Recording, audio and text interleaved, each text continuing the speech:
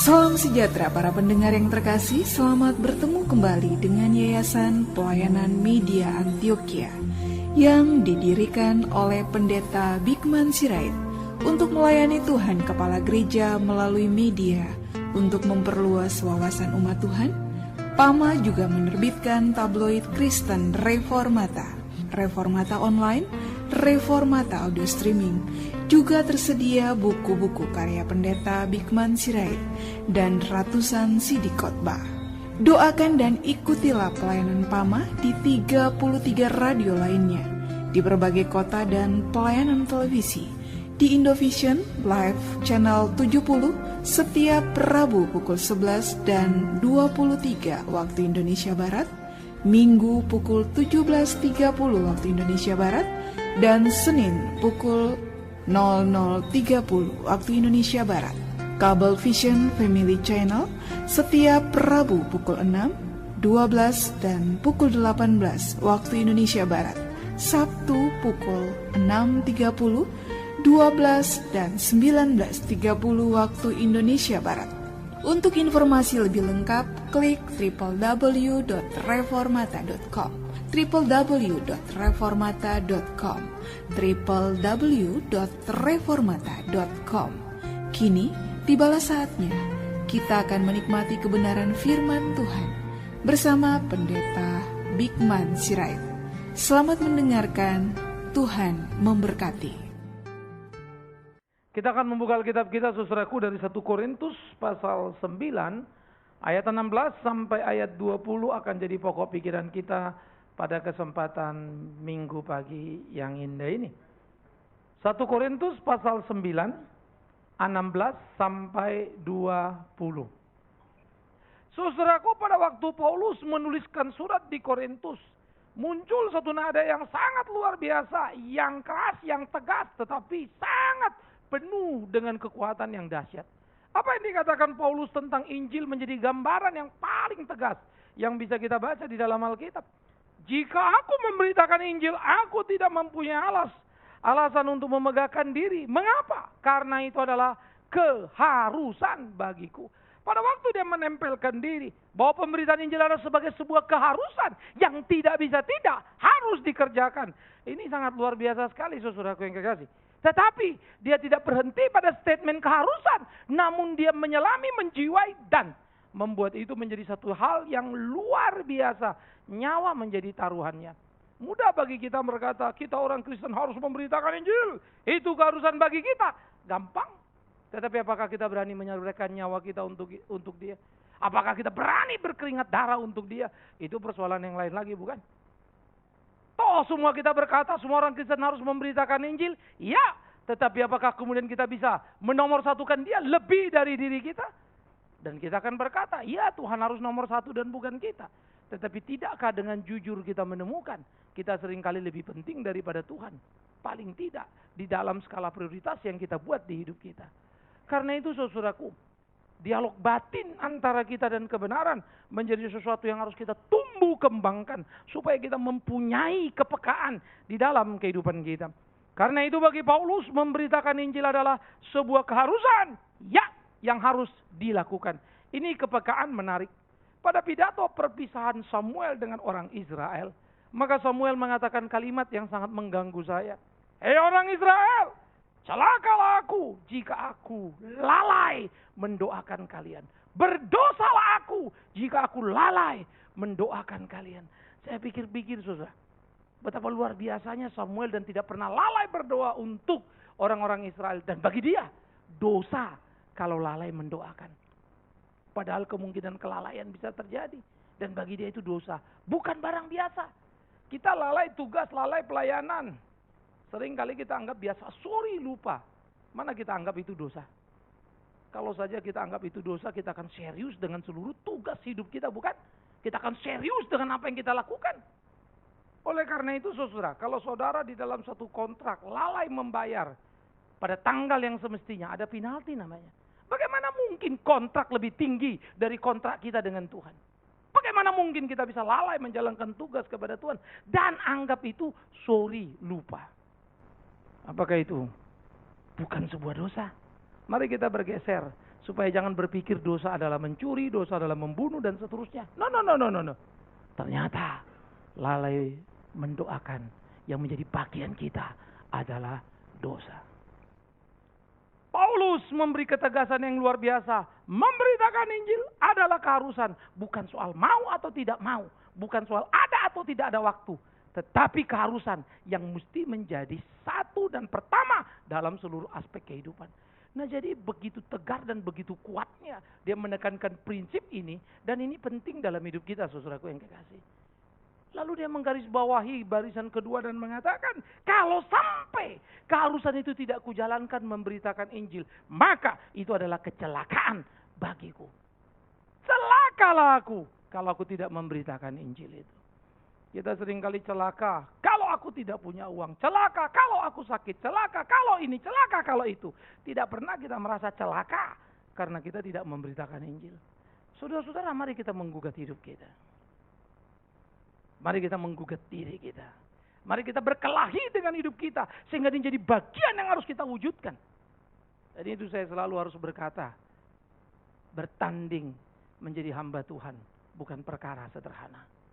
Bertanding jadi orang unggulan itu mudah untuk dikerjakan. Bertanding untuk menjadi nomor satu itu perkelahian sederhana. Cukup adu pintar dan adu kaya kita bisa sampai ke sana. Tetapi bertanding untuk menyenangkan Tuhan, tidak ada hebatnya pintarmu, tidak ada hebatnya kayamu, karena dia mau kau rendah hati, tapi maksimal dalam hidupmu. Itu kesulitan yang paling luar biasa, bukan? Karena itu saudaraku yang kekasih, apa yang dikatakan Paulus harus menjadi tekanan kuat bagi kita. Bagaimana hidup kita, pergumulan kita, hari-hari kita. Bagaimana kita sebagai jemaat yang betul-betul tahu menaruh kepada dirinya sebuah panggilan keharusan dan merasa celaka kalau tidak menjalankan. Bagaimana kita menaruh diri kita sebagai pengurus betul-betul mau melakukan tugas kita. Bukan karena tuntunan organisasi, tetapi kesadaran akan hidup melayani Tuhan. Baru gereja bisa eksis. Dan bagaimana pendeta? Bukan sekedar menjadi saya pendeta yang menjalankan tugas rutinitas khotbah saya. Itu kebodohan yang paling mengerikan. Tapi bagaimana saya menjalankan tugas panggilan dengan kesungguhan. Tidak menjadi penting mau dibayar apa tidak. Itu nomor 8. Karena hidup melayani itu adalah melayani dia. Keharusan. Nah, jadi saudara di sini menjadi prinsip penting bagaimana Paulus meletakkan nilai dan bagaimana seharusnya kita berani di sana. Saya harus memberitakan Injil. Celaka kalau saya tidak melakukan. Tidak penting orang mau hargai saya apa enggak, itu nomor 5. Tidak penting orang mau bayar saya apa enggak, itu nomor 10. Tidak penting orang mau terima apa tidak, tetapi aku harus menyatakan kebenaran itu. Itu sebab setiap kali kita berani tegak berdiri untuk menyuarakan kebenaran, maka artinya kita siap untuk sunyi. Kita siap untuk sendiri. Kita siap berbenturan dengan dunia yang kejam ini. Kita siap berkelahi. Oleh karena itu saudaraku yang kekasih, bagaimana bertanding dalam kehidupan menjadi sebuah kegairahan yang harus ditumbuh kembangkan. Ingat, tidak menjadi penting berapa kali khotbah dalam satu hari. Tidak jadi penting berapa banyak tempat yang saya datangi untuk berkhotbah. Tapi jadi penting bagaimana khotbah itu menghidupi kehidupan saya. Inilah semangat yang harus kita pikirkan, yang digambarkan oleh Paulus. Maka Paulus berkata, bagiku harus memberitakan Injil. Celaka jika tidak memberitakan Injil. Karena itu belajarlah untuk gelisah kalau kita tidak melayani. Belajarlah untuk gelisah kalau kita melihat kekacauan, lalu kita bisa duduk diam. Please, kita nggak punya hak untuk itu. Belajarlah untuk gelisah ketika kita terlalu santai dan terlalu cinta diri sampai kita tidak mau memberitakan Injil itu. Karena itu jangan jadi cengeng. Pelayan Tuhan itu unggulan yang berani berkelahi. Orang cengeng selalu sayang diri. Rasa tidak diperhatikan, semua sudah jadi seperti guncangan yang mengerikan. Kebenaran harus menjadi kebenaran yang ditegakkan. Kita berani mengatakan ya untuk ya dan tidak untuk tidak. Perpisahan seringkali tidak terhindari ketika kebenaran harus menjadi ukuran. Itu prinsip dalam hidup. Ya, sehingga keberanian kita menyuarakan Injil itu harus menjadi kekuatan yang tegar yang kita tumbuh kembangkan dalam hidup kita. Karena itulah Paulus berkata, kalau saja aku melakukan menurut kehendakku sendiri, Ya, memang aku berhak menerima upah dari Injil itu. Tetapi aku melakukannya bukan karena kehendakku, tetapi tugas penyelenggaraan yang ditanggungkan kepadaku. Menarik ya. Kenapa kita menginjili? Karena Tuhan sudah menyelamatkan kita dan kita harus memberitakan pemberitaannya. Karena itu aneh sekali kalau kamu menginjili lalu kamu berhitung apa yang kamu dapatkan. Bukankah engkau diberi wewenang? Bukankah engkau sudah diberi hak oleh Tuhan untuk boleh melayani Dia? Dia yang sudah menebus dosa kita, Dia yang sudah menyelamatkan kita. Bagaimana kita bisa berhitung dengan Dia? Sungguh mengerikan sekali. Maka tidak mungkin kita bisa berhitung dengan Dia kecuali melakukan apa yang Dia mau. Kita tidak punya hak untuk berpikir itu. Oleh karena itu terlalu rendah ketika kita tadi melayani, berhitung apa yang saya bisa dapatkan. Saudaraku yang kekasih, menjadi menyedihkan kalau tugas pemberitaan dinodai dengan berbagai hal yang salah dalam diri kita. Saya pernah ikut kelas homiletik, lalu dosen mengajukan satu semacam diskusi di antara kami. Kalau kita pelayanan, lalu selesai pelayanan, sampai kita pulang nggak dikasih amplop. Perlu nggak kita mengingatkan mereka? Diskusinya rame, karena bisa jadi siapa tahu yang kalau itu keluarga ya nggak apa-apa, tetapi kalau itu gereja, lalu siapa tahu bendaharanya sengaja nggak kasih, mau ambil uangnya. Dia bilang untuk tahu kebenaran kita harus beritahu, bukan soal uangnya, tapi supaya tahu bahwa kita nggak terima. Saya waktu itu agak berbeda pendapat. Saya pikir kenapa juga mesti? Kalau Tuhan mau ingatkan apa susahnya?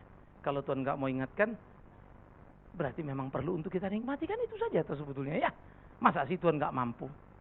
Nah saudara-saudara yang kekasih, ringkas cerita itu selesai. Satu waktu saya ngalamin sendiri. Lalu saya pimpin satu KKR gabungan dari gereja-gereja, ribuan orang hadir. Sesudah selesai saya khotbah, saya dikasih beberapa kotak kue, saya bawa jalan.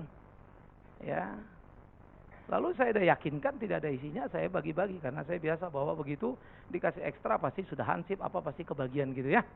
Lalu saya beri, nggak ada amplopnya. Saya sumbat diri saya sudah mulai bergumul kasih tahu apa enggak.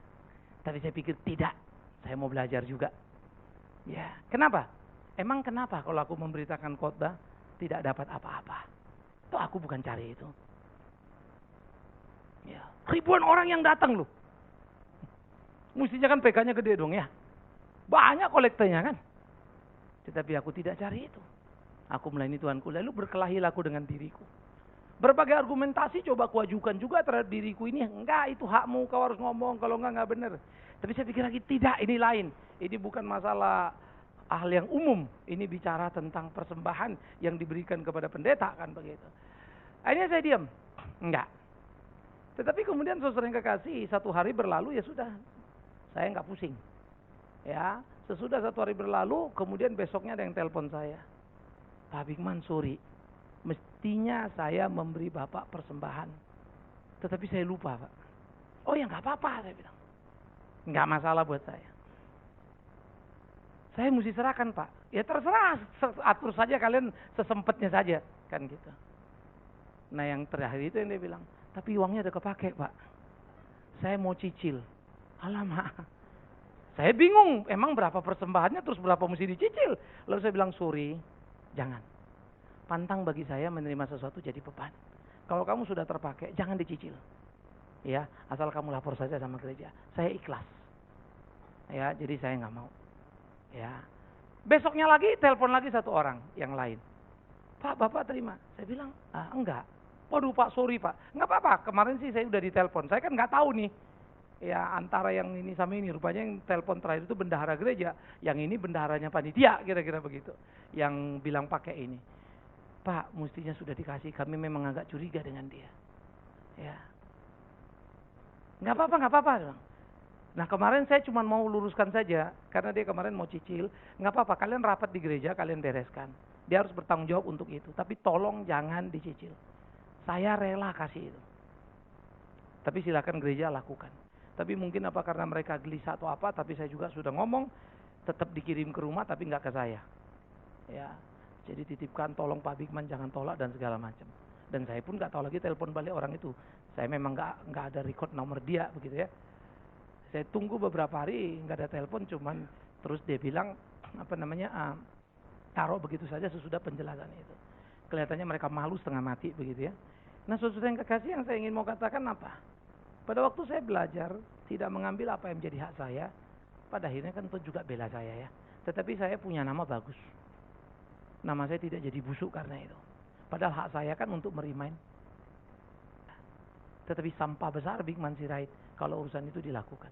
Nah, oleh karena itu belajar memberitakan Injil dengan enteng, tenang, tidak ada urusan.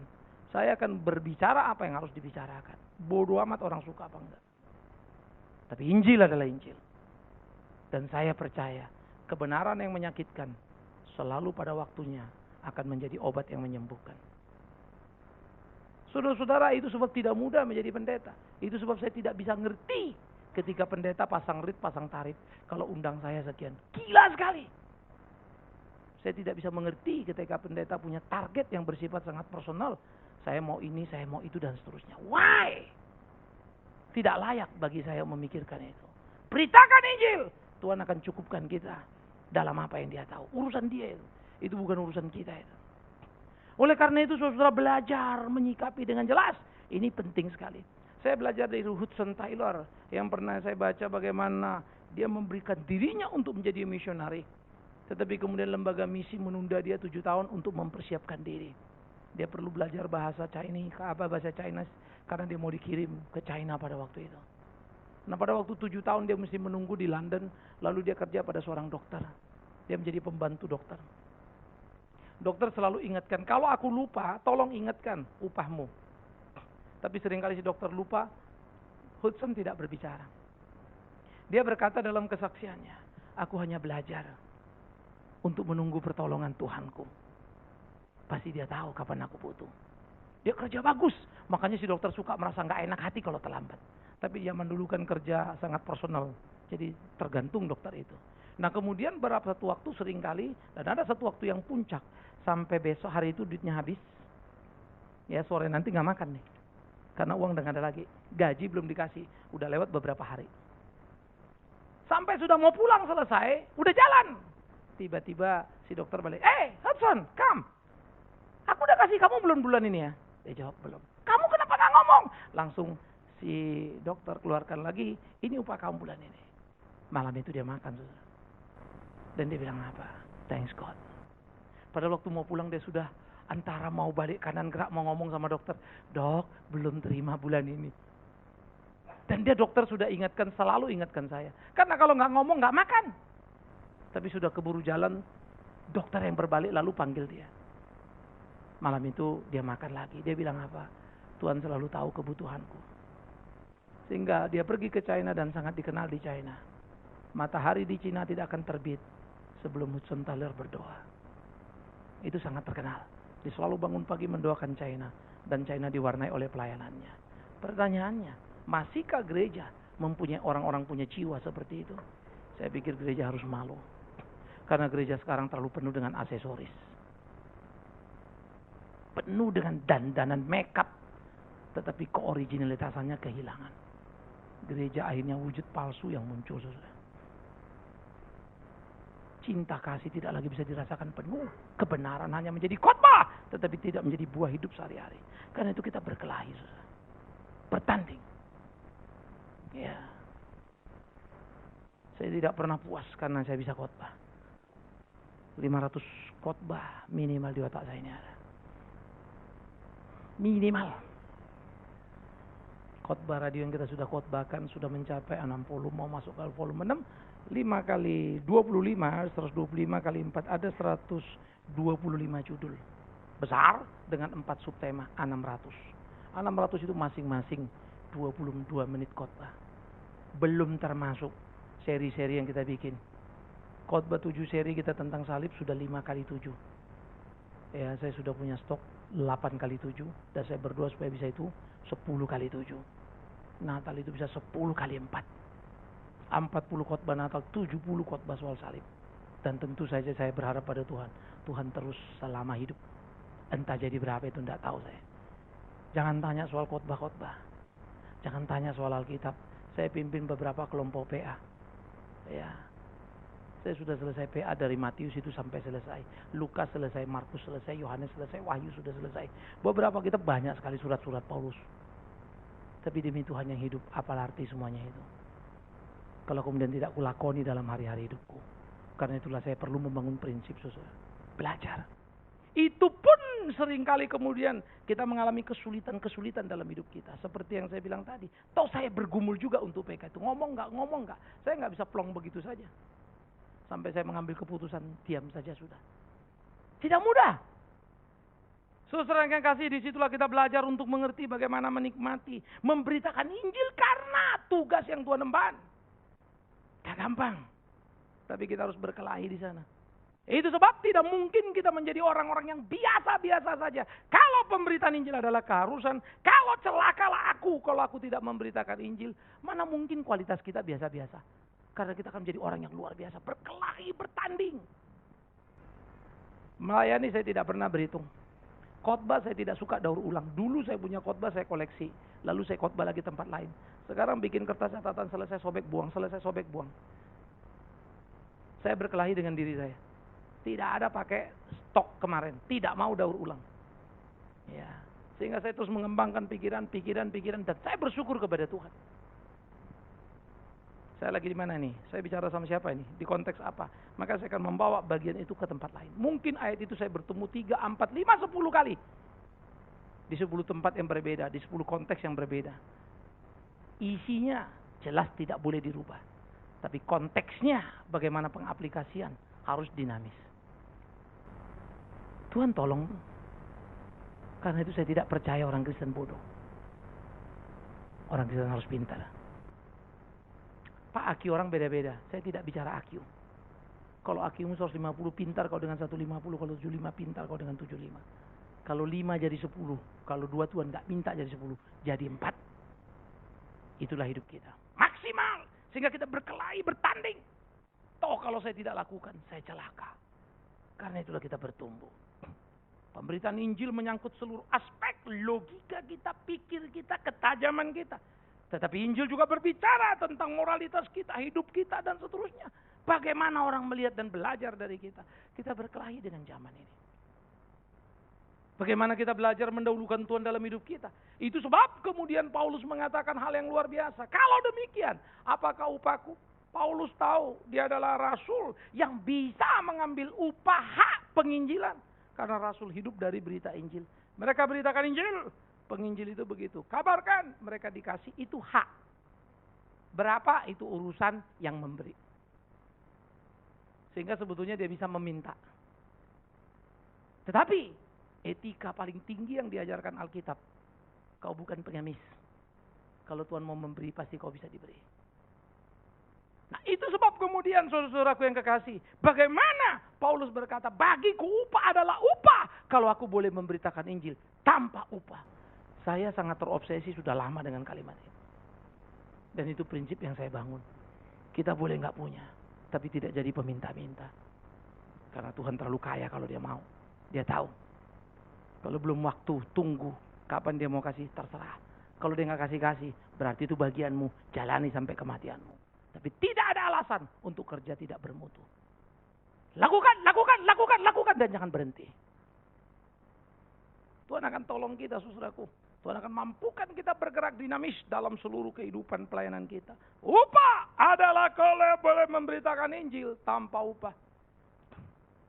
Saudara, di dalam berorganisasi tidak gampang. Saya pendiri dari gereja ini. Saya memulai dalam banyak aspek. Saya merekonstruksi dan menyusun struktur daripada gereja kita. Dibantu beberapa kawan, susun lagi apa yang saya mau supaya bisa direkam dengan baik. Buku panduan kadang-kadang waktu saya yang kau beruber. Kita mau bikin buku yang kita sebut The Quality untuk memahami apa itu pelayanan dan seterusnya. Sehingga semua orang yang tugas tahu. Kenapa lu tugas, kenapa ini, kenapa itu dan seterusnya. Saudara yang kekasih, kita bikin organisasi.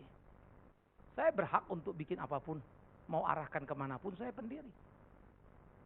Saya ambil bagian. Saya juga memberi persembahan kepada gereja. Saya bersyukur karena banyak kawan, banyak pergaulan. Banyak juga yang membantu gereja kita.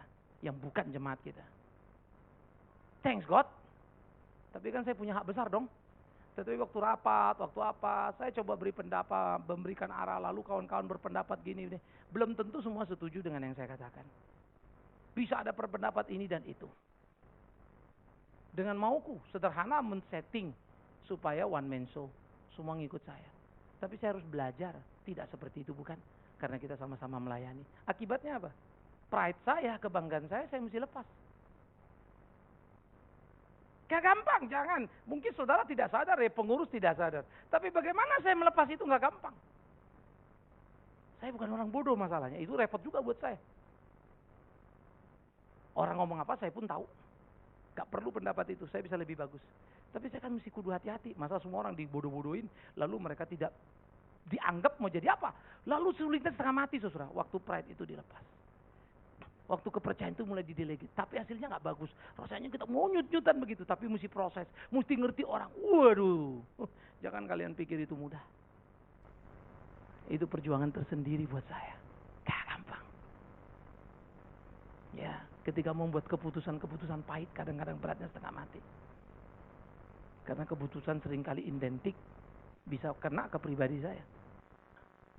Pergumulan yang tidak sederhana. Tapi bagaimana bergerak, kadang-kadang saya juga nggak ngerti. Kenapa tidak mulus seperti yang kita mau. Kenapa selalu ada kendala, ada kesulitan. Tapi saya belajar terus dan belajar terus dan belajar terus. Ternyata, ketika saya bekerja dengan segala kemampuan yang ada. Tidak bisa mengabaikan diri. Pengen dihormati, pengen dihargai. Tetapi, hormat dan penghargaan tidak selalu datang. Siapkah saya untuk tetap sedia? Nah, itu persoalannya. Maka saya berkelahi dengan siapa? Dengan diriku. Saya bisa memilih pelayanan paling enak dan tidak membebani diri. Ya, saya selalu bilang jadi PKK Simatupang ya. Pendeta keliling-keliling siang malam tunggu panggilan. Nah, satu hari dapat khotbah sekian kali sekian amplop selesai. Saya udah hitung-hitung. Ya, saya sudah hitung jujur saja. Saya main hitung. 100 juta paling minim. Tetapi saya jadi pelacur murahan. Karena saya bukan lagi jadi hamba Tuhan. Dan saya tidak rela. Saya mau jadi orang terhormat. Karena itu harus belajar melakukan yang Tuhan mau. Karena itu saudara yang kekasih, bagaimana pergumulan terus dijalankan. Upah bagiku adalah upah. Kalau boleh memberitakan Injil tanpa upah, betapa memalukannya. Kalau kita bicara Injil lalu bicara upah, lucu sekali. Kalau kita bicara Injil, kita bicara hidup kita, lucu sekali. Saya pendeta, tidak ada cita-cita saya untuk jadi orang kaya. Perhatikan kalimatku baik-baik. Hari ini saya berdiri dan berkata, saya bisa lebih kaya dari hidup saya sekarang. Lepas pekerjaan-pekerjaan, pelayanan-pelayanan yang tidak mendatangkan uang, selesai. Cuma merubah kegiatan saja. Kalau Tuhan kasih kaya, urusan dia. It's not my business, karena aku bukan businessman. Kalau businessman miskin, bahaya itu. Kok kau pebisnis tapi miskin? Bisnismen apa kau? Memalukan. Tapi kalau pendeta kaya, bahaya itu. Kok bapak pendeta kaya amat ya? Apa yang bapak kerjakan? Ada pendeta dicari-cari pengusaha. Karena banyak cash flow-nya. Gila ya. Pengusaha mau minjem duit pendeta. Saya pikir gendeng juga ya. Yang ada pendeta kalau minjem duit pengusaha kita masih ngerti dah. Uang cash. Gila.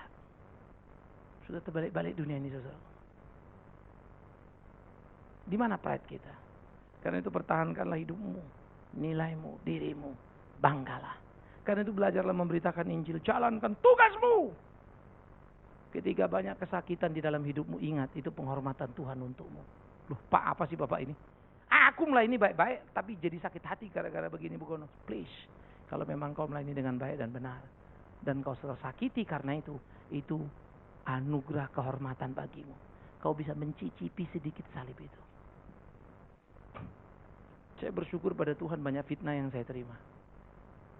Sampai akhirnya orang tahu saya tidak salah.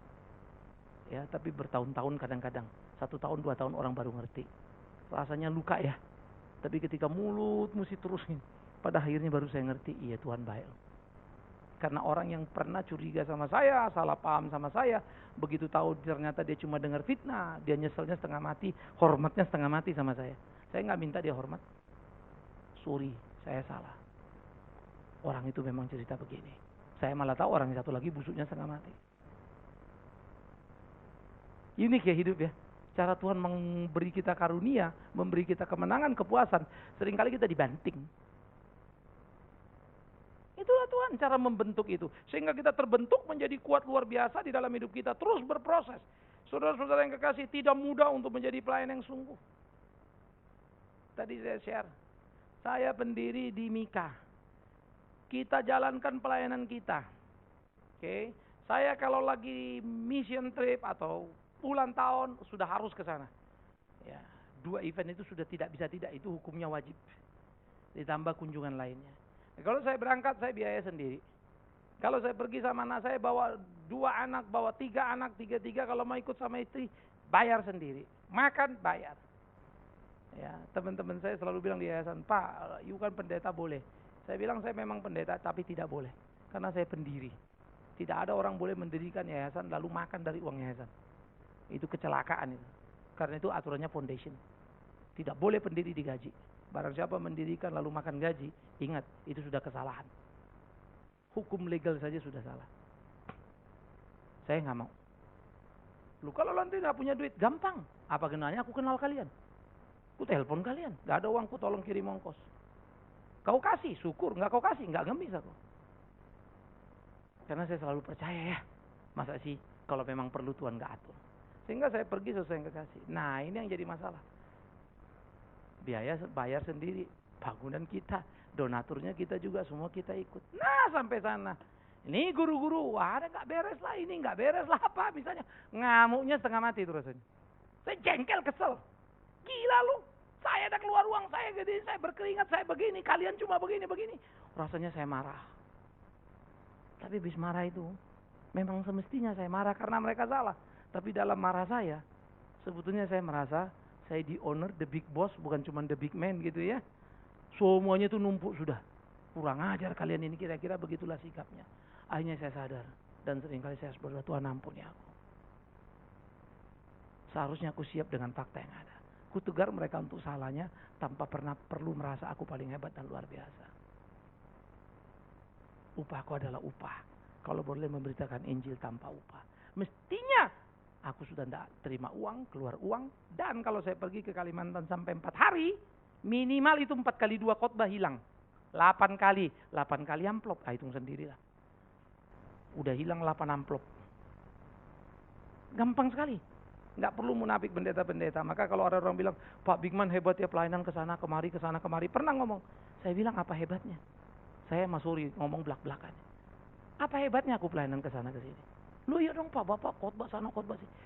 Gila kau, aku bilang. Kalau nggak khotbah justru masalah. Nggak ada amplop. Nggak makan. Apa bedanya aku dengan kalian? Kalian kerja kan digaji. Gimana kalau lawyer nggak ada kasus? Gimana lawyer kalau nggak ada kerjaan? Mau dari mana? Payment dong. Gimana dokter kalau nggak ada pasien? Sama aja pendeta kalau nggak ada khotbah, kagak ada amplopnya. Dipanggil sering-sering, bukannya susah, senang kalau perlu, mati pun oke lah. 10 amplop 1 hari kan? Kita belain kan kira-kira begitu. Sebetulnya pendeta pelayanan apa amplopnya? Ini kan beda-beda tipis ya. Sehingga saya tidak merasa hebat saya banyak pelayanan. Karena saya nggak free kok. No, bukan itu. Bagaimana memberi diri. Nah pelayanan real waktu saya pergi Kalimantan ini nih. Kagak terima uang, nggak dihormati. Marah saya. Saya bayangkan kalau Tuhan Yesus begitu, sudah diberinya nyawanya untuk aku kerja nggak benar, apa nggak habis aku? Lalu aku bilang, aduh Tuhan, habislah aku ini disate sama Tuhan. Kurang ajar kau, ku kasih ini, kau buat. Tiap hari saya ditampar Tuhan. Saya bersyukur Tuhan penuh pengertian pada saya. Dan saya marah kepada diri saya. Kenapa saya kurang pengertian pada yang lainnya? Gak gampang ya. Itu pelayanan saudara. Titik benturnya itu di situ. Oleh karena itulah, keharusan dalam penginjilan yang harus kita semangati. Menjadi kecelakaan kalau tidak kita lakoni. Kita sadari bagaimana kita melakukan itu. Dan jangan berhitung dengan Tuhan itu. Kita berteriak kepada diri kita. Bagaimana bertanding. Saya pendeta dan saya suka bicara apa adanya. Saya pendeta dan gak munafik. Omong kosong kalau saya nggak suka mobil mahal, mobil bagus. Omong kosong kalau saya nggak suka rumah mahal, rumah bagus. Dan saya berkelahi untuk cukup. Karena kalau kuteruskan, nggak tahu lagi batasnya di mana. Pasti nggak akan pernah cukup. Jadi saya berkelahi tiap hari untuk itu. Saya penggemar soalnya. Ya. Jadi saking gemarnya mobil, nggak bisa beli. Prototipenya yang saya beli. Saya pajang di rumah saya. Ayo, mobil apa mobilmu? Aku juga punya. Cuma 1:200. Ya, saya punya 1:64/24 gitu yang kalau gede ya. Saya pajangin aja. Saya suka. Tapi kan nggak harus punya ya. Saya punya buku, saya punya riwayat mobil. Kalau saya pergi pelayanan di Jerman, Pak mau kemana? Stuttgart dekat nggak? Ya 2 jam. Ayo ke Stuttgart yuk. Masuk ke Museum Mercy. Saya sudah masuk Museum Ferrari, saya sudah masuk Museum Mercy, saya sudah masuk Museum Porsche. Sudah pegang, sudah foto, tapi belum beli. Ya, biar kawan-kawan saja yang punya ya. Tapi saya memang diberi Tuhan karunia menikmati ya. Puji Tuhan. Saya sudah naik mobil, sudah naik helikopter, apapun sudah saya naikin. Tuhan baik ya. Enggak punya, tapi bisa. Tetapi ketika duduk itu, satu orang ajak saya, Pak yuk mesti ngisi. Nggak cukup waktunya. Karena saya 15 menit harus pulang, lalu ngajar. Saya nggak mau mahasiswa saya nunggu.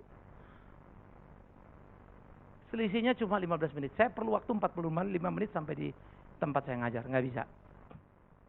Pak please, lu nggak bisa nggak ikut. Sorry waktunya. Tapi kalau bisa saya atur Bapak, waktunya nyampe 15 menit gimana? Ya oke aja, saya nggak ada masalah. Saya nggak kepikiran. Toto jadi susah. Jadi saya berangkat naik mobil karena pagi, pulangnya saya naik helikopter. Diantar sudah. Dari Kebayoran terus sampai turun. Ya di Jakarta Pusat, kalau di Arya Duta kan pulang ke sana kan tinggal dekat. Ke Salemba kan, ya 10 menit beneran. Ya, nah heli cuma 7 menit, terus turun lagi, naik mobil udah siap 7 menit. Begitu saya turun, semua jalan itu sudah kayak bos aja kan. Turun itu security, silakan Pak, udah diatur begitu. Sampai saat lift-liftnya dia ditungguin, gila juga ya. Hari itu saya merasa saya paling kaya di Indonesia. Tapi begitu sampai Salemba baru saya tahu, saya cuma pendeta. Perjalanan pendek, sekejap begitu kan. Jadi saudara yang kekasih, yang saya mau katakan apa? Hebat. Waktu dia bilang itu, naik heli, saya bilang, aduh sorry, gue takut. Ya. Pak, enggak lah, biasa kok. Sorry, saya takut. Kenapa sih Pak? Bapak kan pendeta kok takut gitu? Iya, gue takut. Takut apa sih Pak? Takut nggak mau turun-turun. Itu persoalan saya. Bukan takut naik jatuh. Saya emang nggak takut yang begitu-begituan. Mau kecemplung kemana mati, mah hidup urusan belakang. Takut nggak mau turunnya yang repot. Kalau udah enak duduk, saya nggak mau turun kan gawat ya. Jadi pendeta heli saya nanti. Saudara yang kekasih, berani menikmati, berani tidak terikat, nggak mudah loh. Karena kalau sudah menikmati cenderung apa? Kita terikat. Makanya selalu ingat kalau kita memberitakan Injil, nggak ada urusan lainnya. Itu sebab saya maafkan ya, kalian harus belajar. Kita memberi persembahan, jangan pernah di otakmu itu kembali 2 kali lipat, apalagi 30, 60, 100 kali. Jangan berdagang kau sama Tuhan. 2 kali itu namanya 100%. Orang dagang jungkir balik saja untung 20-30 udah bagus itu. Kau minta 100% ngasih persembahan, kurang ajar kau. Tidak pantas itu. Makanya di gereja harus hati-hati yang doa-doa. Jangan lagi bilang, Tuhan sudah beri, berkati, kembalikan berlipat kali ganda pada mereka. Stop mulutmu. Sudah memberi, sudah seharusnya. Berlipat kali ganda itu Tuhan lagi menggugat kita. Kau pikir kalau kau kasih kau miskin. Tidak, aku akan berkati kamu. Ya, thanks God, itu iman kita. Tapi bukan doa kita. Lalu kita minta sama dia. Tuhan mau bilang sama kita, jangan medit-medit kau, itu loh maksudnya. Ya kan? Bukan kita lalu minta. Maka pakai mimbar itu baik-baik. Kalau kau beri persembahan, ingat, kau tidak pernah bisa memperkaya Tuhan. Siapa kau, siapa aku? Aku tidak bisa pernah menolong pekerjaan Tuhan. Siapa aku? Tuhan bisa pakai aku, thanks God. Maka aku tidak boleh bertingkah. Bagus dia mau pakai. Bagus dia pakai aku untuk khotbah. Dia bisa pakai batu untuk khotbah. Maka aku harus khotbah baik-baik. Nah, jadi saudaraku yang kekasih, Itu yang mesti kita camkan, kita pikirkan, kita rubuhkan seluruh pikiran salah. Amblas. Mari kita bangun yang benar. Sehingga kita betul-betul menjadi alat yang tangguh itu. Kita beritakan Injil itu. Dan dia berkata, sungguh pun aku bebas terhadap semua orang. Aku menjadikan diriku hamba dari semua orang. Supaya aku boleh memenangkan sebanyak mungkin orang. Wow. Berat ya. Ketika kemudian kita menjadi orang paling penting. Tapi rela menjadi tidak penting. Gampang ngomongnya saudara. Bagi saya yang paling sulit. Bukan bagaimana menjadi pendeta dan terus berkhotbah. Bukan bagaimana menjaga kualitas khotbah saya. No. Bagaimana menjaga pengetahuan saya. Bukan. Demi Tuhan yang hidup. Kalau dari tahun ke tahun kalian lihat. Pikiran saya tidak semakin tajam. Tolong tegur saya. Ingatkan saya. Bahwa ada sesuatu yang salah. Kasih tahu aku. Saya selalu belajar dari semua orang. Kalian bicara sudut apapun, saya dengar dan saya belajar. Lalu saya perpikirkan perspektif teologisnya itu kayak apa. Tetapi yang paling sulit, ketika kemudian bertambah kawan, bertambah orang yang kita kenal, bertambah tinggi pergaulan kita. Ini yang makin berat, saudara. Karena saya merasa kadang-kadang saya sudah berkelas. Jadi godaan rasa hebat itu gede loh. Saya kalau kumpul sama banyak kawan-kawan, ini konglo semua. Lu gimana? Gua awal lu payah, lu nggak bisa lu begitu. Lu cengeng amat sih lu, Kristen. Maju dong misalnya gitu ya. Ini kita pendeta ngomong sama orang lagi pak sungkan-sungkan, kadang-kadang ngomong tunduk kita kayak kawan. Memang saya bilang sorry, lu bukan pengusaha buat gua. Lu temen. Dan gua nggak usah lu anggap pendeta, temen. Kalau temen, ayo ya, siap-siap tegur-teguran. Kan begitu temen enaknya ya. Nggak ada yang disembunyi-sembunyikan. Tapi kadang-kadang itu membuat saya tergoda loh, saudara. Kadang-kadang pikir, aduh gitu ya. Hah? Nggak gampang.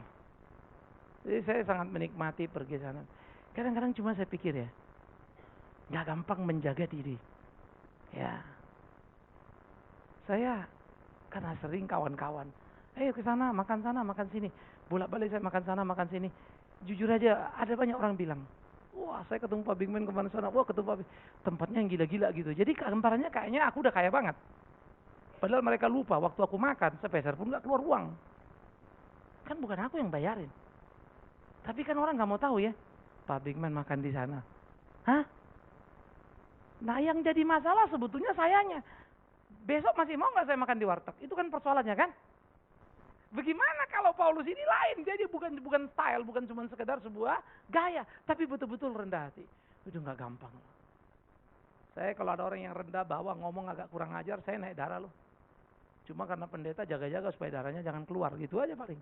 Tahan-tahan, tapi udah enek juga ini kurang ajar nih, tapi tahan. Ternyata saya nggak bisa terima tuh, bahwa memang dia begitu, bahwa dia di bawah. Ya pembantu kami di rumah kalau ngomong sebetulnya orangnya sih baik begitu ya, artinya saya bilang cukup oke lah. Cuma kalau ngomong itu memang apa kagak ada sopan santun. Iya tunggu dulu. Kita panggil bisa. Iya tunggu dulu. Kayak kita anaknya aja begitu ya. Saya naik satu kali. Kamu ngomong pelan dikit. Tapi saya udah lama dulu nih ngomong karena kalau langsung ngomong udah mau tumpah ini ceritanya kan. Bos kan. Kamu itu yang buat sopan dikit kalau ngomong. Ya istri saya juga suka naik darah. Saya suka bilang. Tapi pembantu kami ini hebat. Keran mampet pun dia bisa perbaiki. Jadi ini pembantu serbaguna ini. Plumbing juga, goreng juga, semuanya bisa dikerjakan. Nah cuma itu tadi. Ya saya biasa manjat ke atas, kita punya karpet begitu, jadi ada tanaman merambat kan, suka naik perbaiki pelan-pelan naik. Kalau saya nggak ada dia yang naik tuh, dia naik, pembantu, dirapiin semua. Nah itulah dia. Jadi saya suka bilang istri saya, memang kita dapat pembantu perempuan juga, laki juga. Jadi kalau kasar udahlah, iyain aja lah ya. Kita ladenin juga susah kan ya. Yang penting dia sebetulnya sih hatinya baik. Ya orang oke. Tapi keganggu nggak? Karena saya majikannya kan. Saya yang bayar dia gaji. Jadi waktu mau ngerti dia, saya baru belajar loh itu. Iya Tuhan susah amat ya. Karena hubungannya pembantu sama majikan nih. Bener loh. Nah, susah juga ternyata. Maka apa yang dikatakan Paulus ini luar biasa saudara. Itu sebab dikatakan ketika bertemu orang Yahudi, aku seperti orang Yahudi. Ketika aku pergi kalau orang-orang yang terikat pada Taurat, aku rela mengikatkan diriku. Sekalipun aku merdeka. Hebat. Saya ketemu siapa, bidang apa, ngobrol apa. Repotnya berarti saya mesti apa? Saya mesti benahin diri dong. Maka saya kalau di mobil ya pilihan saya El Sinta. Saya dengar berita. Ya, sampai rumah nonton pasti talk show. Kecuali ada anak-anak ya berkelahilah kita channelnya kan. Mau mana. Tapi kalau saya private, pribadi, pasti saya ngambil ke talk show, larinya juga berita. Ya, saya lalap semuanya. Ya, baca mana-mana yang penting. Sehingga komunikasi nggak ketinggalan. Saya ketemu banyak sekali kawan-kawan pendeta kadang-kadang sudah seminggu nih kasus geger di Indonesia. Dia nggak tahu tuh cerita. Kadang nggak baca koran, nggak dengar radio. Pak, kita akan di surga terus katanya. Turun kau ke dunia, aku bilangnya. Gila kau, kita lagi ditugaskan dari surga turun ke dunia. Persoalan dunia kau nggak tahu. Surga dulu yang kau bicarakan. Bagaimana kau mau nolong orang dunia itu? Turunlah. Belajarlah. Elegansi orang Kristen. Sehingga Paulus ada di mana? Ada di mana? Kenapa? Karena memberitakan Injil keharusan. Celaka kalau tidak. Tapi kalau aku mau ketemu orang itu, ini orang Yunani, filsuf, filsafatnya hebat. Gimana aku mau ngomong sama dia? Paulus belajar apa filsafat mereka. Dia naik ke Areopagus. Hebat tak? Wih, Areopagus ya. Hebat ya. Ayo. Paulus orangnya pinter, yes. Rendah hati, yes. Tahan banting, yes. Melepas kenyamanan, yes. Karena Paulus calon pemimpin agama, majelis agama yang besar. Rela jadi pengikut Kristus yang diuber-uber. Akankah aku berani di situ? Itu pergumulanku. Dan aku berdoa. Dan aku mau saudaraku engkau juga berdoa di porsi masing-masing. Di mana Tuhan taruh engkau. Supaya kita jadi laskar yang tangguh. Jangan cengeng. Jangan lemah. Majulah. Berkelahilah. Mari kita saling mencermati. Mari kita saling mengamati. Mari kita saling menguatkan. Supaya kita menjadi pemenang-pemenang. Dan bukan pecundang. Bungkam mulut dunia ini. Dengan hikmat Tuhan yang diberikan padamu. Bicara kebenaran. Jangan gentar. Supaya kau jadi corong dunia ini. Sehingga dengan demikian. Kita boleh menjadi orang. Yang mengemban tugas. Yang Tuhan berikan. Dan jangan lupa. Tugas itu bukan beban. Tugas itu adalah kepercayaan. Kenikmatan. Kehormatan. Banggalah engkau. Kalau Tuhan percayakan Injil itu kepadamu. Banggalah engkau kalau kau boleh menjadi alatnya. Karena dia tidak perlu engkau. Dia tidak perlu aku. Dia bisa lakukan dengan apa yang dia mau. Tapi dia libatkan kita dalam karya besarnya. Terima kasih. Ya Tuhan. Amin. Demikianlah kita telah mendengarkan firman Tuhan. Untuk mendapatkan informasi lebih lengkap, klik www.reformata.com www.reformata.com www.reformata.com